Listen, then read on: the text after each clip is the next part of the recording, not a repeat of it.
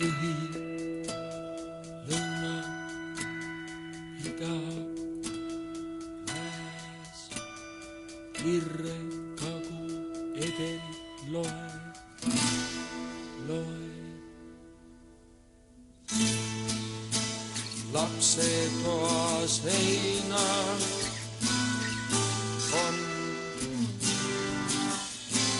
on maailmakaart. Söögitoa seinal